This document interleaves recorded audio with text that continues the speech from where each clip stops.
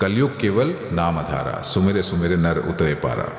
नमस्ते दादा, कैसे हैं आप? मैं अच्छा हूँ। मुझे आपने पॉडकास्ट पे बुलाया, कृष्णाक्षी मैडम, मुझे बहुत अच्छा लगा। हाँ, बनाने में, हाँ। We are obliged you are here. और सेकेंडली जॉय योखम, जॉय जुबिंदा, आप तो सीख के आए हैं तो एक बार बोल भी दीजिए असम के लिए। जॉय योखम, जय जुबिंदा। जय जुबिंदा। और जुबिंदा को तो हम लोग इतना प्यार करते हैं हाँ। बाहर जो हैं, तो यहाँ तो असमीज लोग के तो वो ऑटोमेटिकली बहुत बड़े यूथ आइकॉन थे। और सबके मैंने देखा, यहाँ बिहू फेस्टिवल चल रहा है तो मैं अलग अलग फेस्टिवल्स में ट्रैवल भी मैंने किया, तो उनके लिए जो प्यार मैंने देखा यहाँ पर, मतलब it was so overwhelming for me.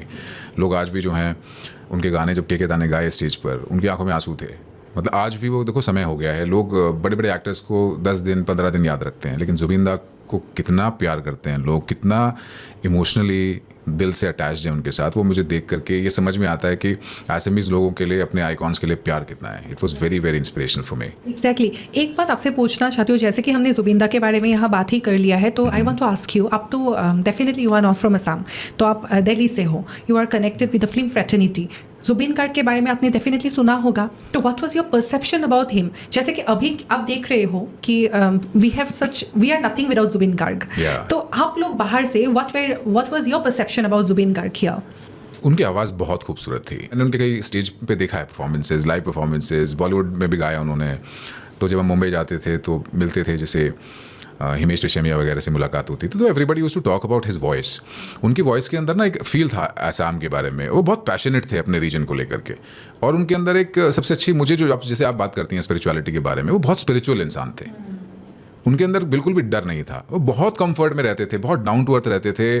और जब भी मैं ट्रैवल भी करता हूँ ना, कभी जिक्र भी होता था, तो लोग ये बोलते थे कि यार उसने अपने लिए कुछ नहीं किया लाइफ में, वो ऐसा आदमी था जो सिर्फ औरों के लिए करने आया था, वो सब कुछ देना चाहता था। तो एक पता है, गॉड की भी मुझे लगता है कुछ ना कुछ लोगों को वो इसीलिए भेजता है, सिर्फ कुछ लोगों के लिए करने के लिए। तो वो कनेक्ट बहुत स्ट्रांग मुझे फील होता है। मैं तो आसाम से नहीं हूँ, मैं तो दिल्ली से हूँ। बॉम्बे वगैरह हम काम से जाते हैं, ठीक है, लेकिन बहुत कम आर्टिस्ट ऐसे मिलते हैं जो रियल में आर्टिस्ट हैं। He was a true artist to the core. मतलब वो खाली एक कला नहीं थी उनके पास, वो एक सोच थी उनके पास, अपने कल्चर के लिए सोच थी। बिकॉज हम लोगों में ना, आर्टिस्ट, कल्चर के बिना कोई आर्टिस्ट हो ही नहीं सकता। हमारा जो फूड है, जो खाना पीना है, वो कल्चर है, वो स्टोरीज हैं, वो कहानियाँ हैं जो बसती हैं रीजन्स में, अलग अलग जगह पे। Zubeenda was such a culture oriented person. तो हम तो फ़ैन थे उनके। ये मैं सिर्फ इसलिए नहीं बोल रहा हूँ कि मैं ये यहाँ बाजिंग ख्वाताई को के लिए बात करने बैठा हूँ, हमें उनसे अटैचमेंट था। कुछ एक्टर्स पहले भी रहे, राजेश खन्ना साहब जब गए मुझे तकलीफ़ हुई, इरफान खान साहब गए मुझे बहुत तकलीफ़ हुई, मैंने उनके बारे में यूलॉजी लिखी फेसबुक पे अपने। लता मंगेशकर साहिबा जब गई, उनके लिए मैंने लिखी। जुबिन गर्ग जब गए तो भी हमें बहुत वॉइड फील हुआ कि ये हुआ क्या। पहले तो क्वेश्चन मार्क था, हमें समझ नहीं आया, क्योंकि हमें कुछ कॉन्टेक्स्ट नहीं समझ में आया। हमें तो यही दिखाया गया कि कुछ मिसहैप हुआ है, बट बहुत लॉस हुआ है इंडस्ट्री को। He was a genuine artist, मतलब नहीं होना चाहिए था ऐसा, जो भी हुआ आपने एक बात बोला कि मतलब Zubin Garg was a selfless person, तो you used the word selfless, मतलब he was only for people, Correct. सबके लिए। Correct. तो अभी मैं आपको पूछना चाहती हूँ, जैसे कि हम लोग इंसान पहले के ज़माने में ऐसे थे, जैसे कि आपके फादर के टाइम पे हो, या फिर हमारे ग्रैंड पेरेंट्स या फिर फादर, उन लोगों के टाइम पे हम लोग क्या होते थे ना, दूसरों को हेल्प करते थे। लेकिन आजकल हम देख रहे हैं कि people are becoming so much self centred. क्या सोचते हैं, क्यों हो रहे हैं लोग इतना सेल्फ सेंटर्ड? अगर मैं सनातन की पर्सपेक्टिव से बोलूँ तो एक सतयुग था, फिर त्रेता युग आया, फिर द्वापर आया, ये कलयुग आ गया है। हमारे शास्त्रों में भी लिखा हुआ है ये कि कलयुग जो है, इसमें जो माया है ना, ये सब माया, पैसा, मतलब ये ना कि काम, क्रोध, लोभ, मोह, अहंकार, ये सब प्रॉब्लम्स हैं हमारे अंदर, नेगेटिव इश्यूज हैं, ये बढ़ गई हैं लोगों में। लोगों के अंदर ग्रीड बढ़ गई है, लोगों के अंदर एक इज्जत पाने की, एक मतलब सब कोई जाने, सब कोई पहचाने, हमें मान सम्मान मिले, हमारे पास गाड़ी हो, बंगला हो, ये इन एक्सटर्नल फैक्टर्स में लोग बहुत ज़्यादा अटक गए हैं। और ये एक बेसिक जो कॉन्सेप्ट था सनातन का, वो ये था कि, और हर चीज़ का, स्पिरिचुअलिटी का बेसिकली, कि हमारी जो हैप्पीनेस है वो हमारे अंदर है, वो बाहर नहीं है। बाहर जो भी कुछ है ये तो उसका बनाया हुआ है, ये अविनाशी नहीं है, मतलब ये तो विनाशी है, आज है कल नहीं है, सब खत्म हो जाएगा। हमारे जो अंदर है, जो हम हैं, केवल वही अविनाशी तत्व है, जो ईश्वर का ही तत्व है। हम ईश्वर में हैं, ईश्वर हम में है। तो लोग एक्सटर्नल हो गए हैं, लोग एक्सटर्नल इन्फ्लुएंस से बहुत इन्फ्लुएंस होते जा रहे हैं। तो आई थिंक वो एक प्रॉब्लम हो गई है, लोगों को इंटरनल होना पड़ेगा। हम लोग तो डेफिनेटली आइडल्स को मानते ही हैं, जैसे कि कृष्णा हो गए या फिर साईं बाबा, कोई भी हो, हम लोग आइडल्स के बीच में ईश्वर को ढूंढने लगे हैं। जैसे कि ओ माय गॉड में बोला था ना, मैं तो नहीं हूँ इंसान में, क्या था वो गाना, डू यू रिमेंबर? मैं तो नहीं हूँ इंसानों में, बिकता हूँ मैं तो इन दुकानों में। तो वो गाने से जब भी मैं सुनती हूँ, I just always relate the thing कि what's happening with the human society. हम लोग ईश्वर को वहाँ ढूंढते हैं जहाँ की, जबकि हम ईश्वर को कहीं भी हमें मिल सकता था। तो जैसे कि आपने बोला कि ईश्वर का तत्व, कभी कभी अपने अंदर भी अपने ईश्वर का तत्व अनुभव किया है क्या? एक्चुअली ईश्वर बाहर है ही नहीं, ईश्वर सब कुछ ईश्वर ही है। ईश्वर एक स्वर है। ईश्वर फॉर्म जरूर ले लेते, वो एनर्जी एक फॉर्म ले लेती है। जैसे हम हमारा एक फॉर्म है, एनिमल्स हैं, प्लांट्स हैं, सन है, मून है, धरती है, छोटे छोटे कीड़े मकोड़े तक हैं। Everything has the same energy, everything. तो वो एनर्जी हमारे अंदर भी है। जब हम मेडिटेशन करते हैं, जब हम अंदर झांकते हैं अपने, कुछ टाइम बाद हमें एक स्वर सुनाई देना शुरू हो जाता है, उसको अनहद नाद कहते हैं। ओके और जो मेडिटेशन करते हैं, जो थोड़ा सा स्पिरिचुअलिटी पे, उनको पता है ये। तो वो जो स्वर सुनाई देना शुरू होता है, then you actually start realizing कि क्या हो रहा है। मतलब आपको मंदिरों की घंटियाँ सुनाई देनी शुरू हो जाती हैं और बहुत महीन आवाज़ आती है आपके अंदर।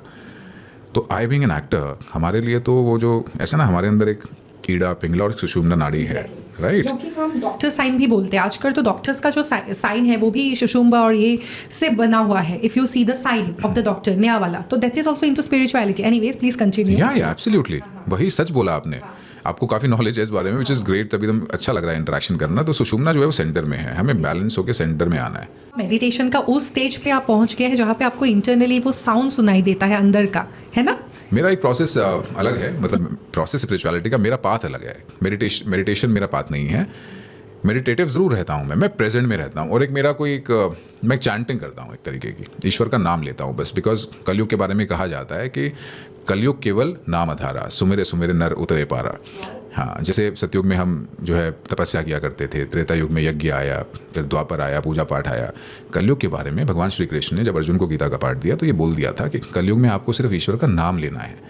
और वो नाम चाहे जीसस क्राइस्ट हो, चाहे वो अल्लाह हो, चाहे वो वाहेगुरु हो, चाहे वो कुछ भी हो, वो ईश्वर के सब नाम है। वो ईश्वर तो एक ही है ना। उस तत्व का आप नाम लेना शुरू कर दो, उस नाम ही ईश्वर है, क्योंकि वो स्वर है। उस स्वर को भगवान की ब्लेसिंग है। वो नाम ईश्वर से भी बड़ा है। उस नाम को आप लेना शुरू करते हैं किसी भी रूप में, शांति से बैठ करके आप लेते रहें, आपको खुद ही अनुभव हो जाएगा। ये मेरी गारंटी है। ये कोई मुझसे किसी ने पूछा था, आप अंशुल भाई आप ऐसे बोल रहे हैं नाम लेने के लिए, तो ऐसे तो आप गुड़ गुड़ गुड़ गुड़ बोलने शुरू कर दो, शुगर शुगर बोलो तो आपको मीठा तो होना चाहिए मुँह। आई सेड कि गुड़ जो है उसमें गुड़ है ही नहीं, बट नाम जो है ईश्वर का, वो खुद वो ईश्वर ही है, उन्हीं का तत्व है। तो इस चीज़ को लोगों को बिलीव करना है, बस स्पिरिचुअलिटी को समझना है, तो वो और थोड़ा इंटरलाइज हो जाएंगे। और सब चीज़ों में वो जो भी करना चाहते हैं वो मैनिफेस्ट होनी शुरू हो जाती हैं। बिलीव मी, वो जैसे कॉस्मिक एनर्जी से आप कनेक्ट करते हो, यू बिकम सो एनर्जाइज्ड, आपके चक्रास जो हैं ऊपर की तरफ होने लगते हैं, and then your manifestation starts. तो मेरा जो ये कैरेक्टर जो मैंने बाज़िंग ख्वाता में प्ले किया ना, उसके लिए बहुत इंटरनलाइज होना पड़ा मुझे। It was not an external character at all. मैंने काफ़ी काम किया है। जैसे रिसेंटली नेटफ्लिक्स की सीरीज़ आई थी डेली क्राइम सीजन 3, उसमें मैंने अच्छा खासा कैरेक्टर है।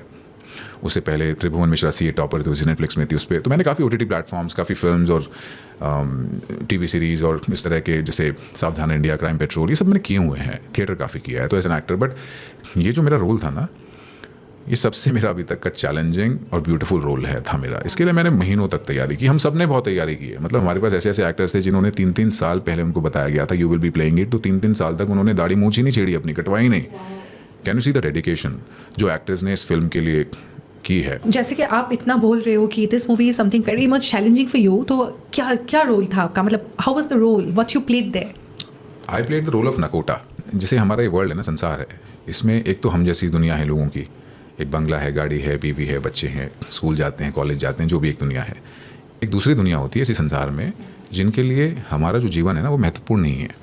वो और उनकी मान्यताएं अलग हैं, वो और कुछ जानते हैं जैसे हम लोग उनके बारे में नहीं जानते, उनके समाज तक नहीं पहुँचे। बट वो ईश्वर का मर्जी है। वो अगर वन में पैदा हुए या कहीं भी पैदा हुए, हो सकता है वो एजुकेटेड भी हों, लेकिन वो अगर एक समाज का हिस्सा हैं, उनकी मान्यताएं, रिचुअल्स अलग हैं, तो वो एक ऐसी लाइफ है जिसके बारे में थोड़ा सा मिस्टिसिज्म है, थोड़ा कन्फ्यूजन है, लोगों को पता नहीं है, भ्रमित हैं लोग।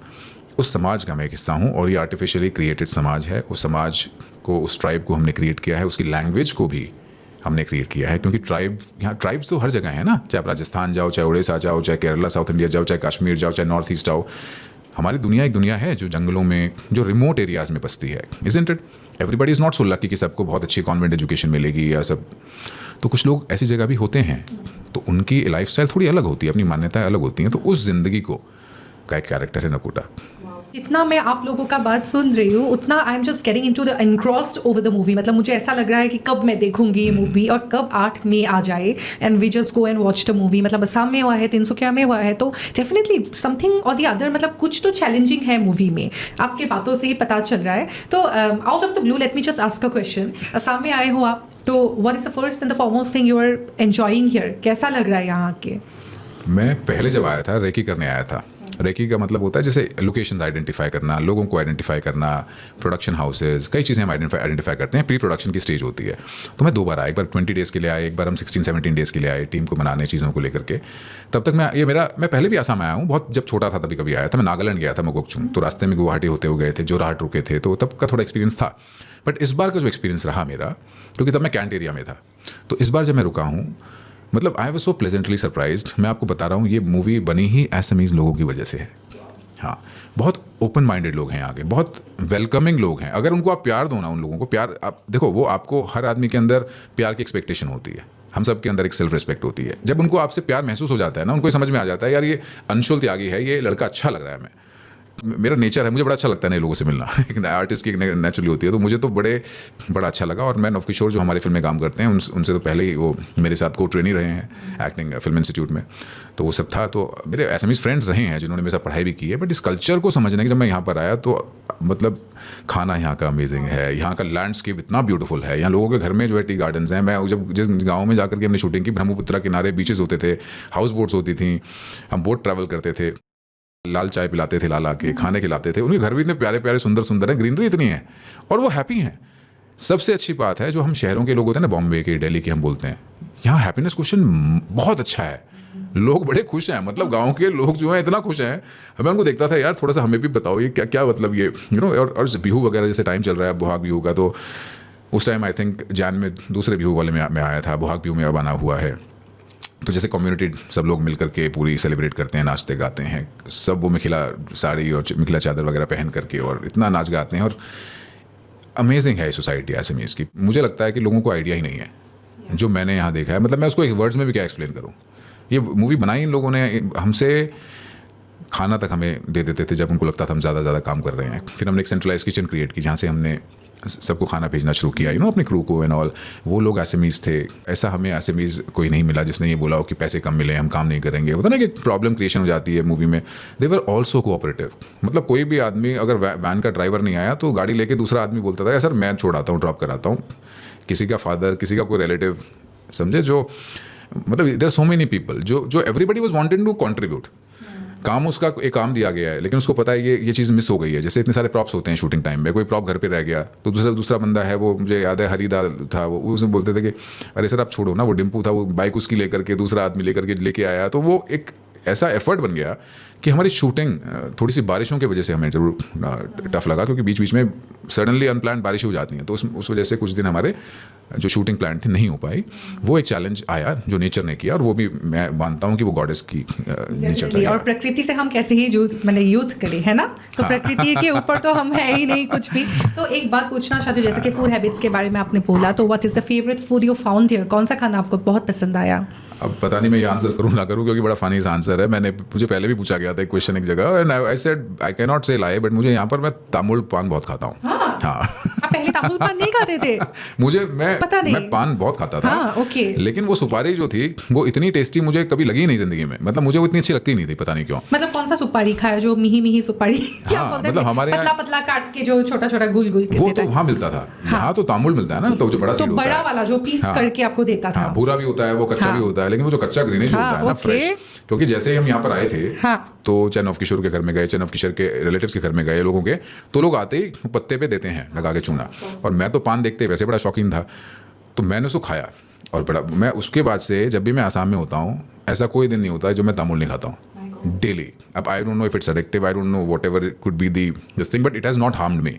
It has kept me energize. मैं तो इतना मतलब मस्त रहता हूँ खाने के बाद. मतलब यहाँ पे जो अगर आप गाड़ी चला के जाएंगे बहुत दूर, आप मतलब एक तामुल मतलब मुंह पे रख के जाइए, कहाँ तक पहुँच जाएंगे आपको मालूम भी नहीं पड़ेगा. मतलब इट्स सो एडिक्टिव. लोग पसंद करते हैं, मतलब ये और घर घर पे होता है। हाँ। और specially if I speak about betel nut and the ये लीफ, क्या बोलते हैं इसको, बीटल नट ही होती है ये, हाँ। हाँ। तो हम लोगों का ये एक रीजनल एक प्राउड है, मतलब एक प्राइड है कि हम लोग जब शादी में आप लोगों को इनवाइट देने जाते हैं तो तामुल पान के साथ जाते हैं। कोई भी पूजा हो, कुछ भी हो, तो हम तामुल पान को देवी को चढ़ाते हैं कि take this is such a thing and blessing for us, कि ये नहीं होता है तो कोई भी रिचुअल्स कंप्लीट नहीं होता। So this is a pride for Assam. तो आप सोचिए, वही आपको फेवरेट पसंद आ गया। हाँ, तो हाँ, मुझे we are also proud of it. हाँ। मुझे पता है ये देव पौधा है और ये पूजा में इस्तेमाल होता है, हम भी यूज़ करते हैं पान, हम भी अपनी पूजाओं में पान यूज़ करते हैं, लेकिन ये जो है तामुल पान, ये वहाँ मिलता ही नहीं, ये वाला सीड, ये इधर ही मिलता है। मैं जो है, मेरे जो को एक्टर हैं नव किशोर, उनसे मैं फ़ोन कर करके ये कोरियर करवाता हूँ घर पे मैं कोरियर करवाता हूँ, उसको फ्रिज पे रखता हूँ। और उनकी नानी है, उन नानी के पास पूरा बॉक्स है, तो वो बॉक्स में चूना है, तामुल है, पत्ते हैं। वो नानी जो है वो, मतलब मुझे तो अपनी नानी जैसे लगती हैं वो, तो वो बहुत प्यारी हैं। उन्होंने भी कैरेक्टर किया है फिल्म में, बहुत अमेजिंग। आप जब फिल्म देखेंगे तो पता लगेगा कि कितना अमेजिंग उनका कैरेक्टर आया है। तो वो तामुल बनाकर मेरे लिए स्पेशली पार्सल करती हैं वो। हाँ, तो हम ज़्यादा लंबा नहीं कर पाएंगे, ये पॉडकास्ट हमें यहाँ ख़त्म करना पड़ेगा। लेकिन आई थिंक आपके साथ मेरा बातचीत जो है वो बहुत कम हो गया, तो I think I need to plan another podcast जो मूवी के मे बी आप तो है 12 तारीख तक आई सपोज, तो उसके बीच में I need to invite you once just for some spiritual talks. तो are you ready for another podcast? I will be available, I am at your service. Just make sure, I just want and request people कि आप लोग Bazin ख्वाता देखने ज़रूर आइए। ये film cinema के लोगों ने बनाई है। जो सिनेमा हम लोग खाते हैं, सोते हैं, उठते हैं, ट्रेंड, हम सिनेमा की ही बात करते हैं, जो एक्चुअल सिनेमा है, जैसे सिनेमा होना चाहिए, जो हमारी लोक कथाओं में है। जैसे आपके दादा दादी, नाना नानी बचपन में आपको कहानियाँ सुनाती थी और आप डर जाते थे और आप थ्रिल्ड हो जाते थे, ये वो वाली कहानी है। आपको ये अंदर से हिला देगी, it will unsettle you, it will make you discomforting. It's a very engaging film. आप हम पर ट्रस्ट करना, सिनेमा के लोगों पर ट्रस्ट करना, हमारे किरदारों पर ट्रस्ट करना। लोगों ने सालों मेहनत की है इन किरदारों के लिए। आपको एक्टर्स नहीं दिखेंगे, किरदार दिखेंगे। जय बाजिंग। Thank you so much Anshul ji, फिर से बात करेंगे। और बहुत पसंद आया कि आप यहाँ आए हमारे पॉडकास्ट में, आपने इतना अच्छे से बात भी किया। और असम के लोगों के लिए एक छोटी सी लाइन बोल दीजिए, कुछ भी। जय आयोखोम, जय जुबिंदा। जय जुबिंदा। Thank you so much. Thank you ma'am. Thank you.